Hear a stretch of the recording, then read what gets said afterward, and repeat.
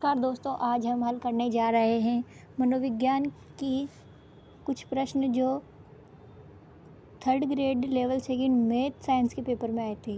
कुल 10 प्रश्न आए थे और आज हम 10 ही क्वेश्चनों का है जो सॉल्यूशन करेंगे। चलो शुरू करते हैं बिना समय गंवाए। प्रश्न 136 नंबर से 145 नंबर तक मनोविज्ञान के क्वेश्चन आते हैं। 10 क्वेश्चन कुल आते हैं। चलो वीडियो को स्टार्ट करते हैं। सूची 1 को सूची 2 से सुमेलित कीजिए तथा नीचे दिए गए कोड का उपयोग करते हुए सही उत्तर का चयन कीजिए। अब इन्होंने जो है सूची 1 का सूची 2 से मिलान करना है। किसका कौन सा सिद्धांत है ये हमें बताना है।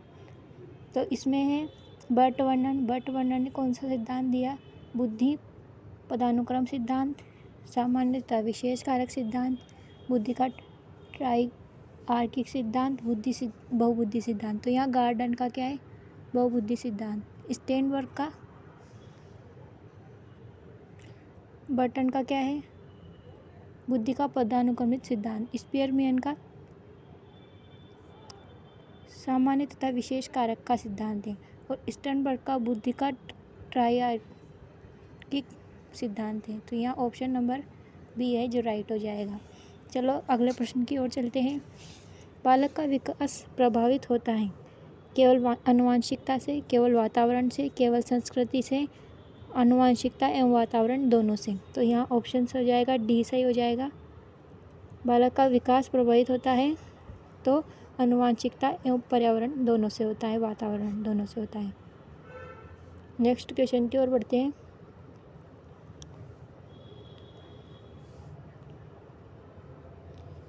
शैक्षिक लब्धि ज्ञात करने का सूत्र क्या है? तो शैक्षिक लब्धि ज्ञात करने का सूत्र क्या है? शैक्षिक मानसिक आयु बटा दैहिक आयु into 100, mental as chronological age into 100।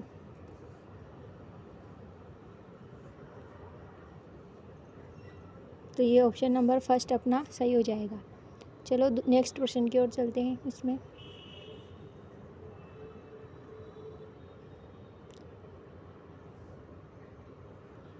एक अध्यापक ने कक्षा में पढ़ाया कि हाउस का बहुवचन हाउसेस। तो इस अधिगम से विद्यार्थी ने माउस का विलोम माउसेस कर दिया। यह उदाहरण किस प्रकार के अधिगम स्थानांतर का उदाहरण है? तो क्या है? ऋणात्मक स्थानांतरण। अगला प्रश्न देखते हैं।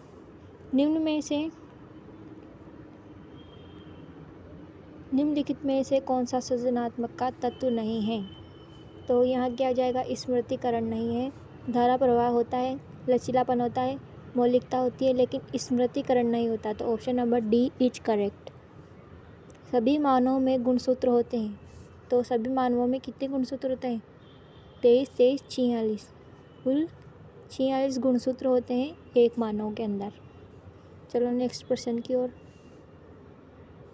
थॉर्नडाइक के किस प्राथमिक नियम में सीखने की प्रयास एवं त्रुटि विधि की व्याख्या की गई है? थॉर्नडाइक के कौन से प्राथमिक नियम में सीखने की प्रयास एवं त्रुटि विधि की व्याख्या की गई है? तो कौन सा हो जाएगा? तत्परता का नियम, प्रभाव का नियम, अभ्यास का नियम या संतोष का नियम? तो यहाँ हो जाएगा प्रभाव का नियम। Option number B is correct. अभ्यास का नियम। क्रिया प्रस्तुत मुख्यतः किसकी भूमिका पर बल देता है? क्रिया प्रस्तुत मुख्यतः किसकी भूमिका पर बल देता है? तो ये है पुनर्बलन क्रिया प्रस्तुत सिद्धांत जो है स्किनर का, वो है पुनर्बलन पर सर्वाधिक बल देता है। मानसिक आयु का संप्रत्य किसने दिया? तो मानसिक आयु का संप्रत्य दिया है स्टर्न ने। यहाँ option number D is correct हो जाएगा। चलो नेक्स्ट प्रश्न की ओर। निम्नलिखित में से कौन सा समायोजन का प्रत्यक्ष तरीका नहीं है? तो प्रतिगमन नहीं है, दमन नहीं है, लक्ष्यों का प्रतिस्थापन। ऑप्शन नंबर बी जो है इसका ये आंसर नहीं होगा। प्रत्यक्ष तरीका पूछा है तो यहाँ ऑप्शन नंबर डी बी हो जाएगा।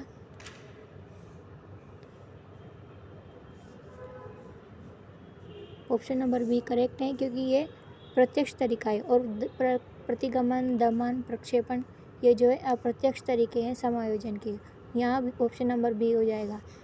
10 में से 10 क्वेश्चन अपन ने हल किए हैं और ये जो क्वेश्चन है इन्हीं तरह के क्वेश्चन जो हैं आगामी परीक्षा में आने के पूरे चांस थे।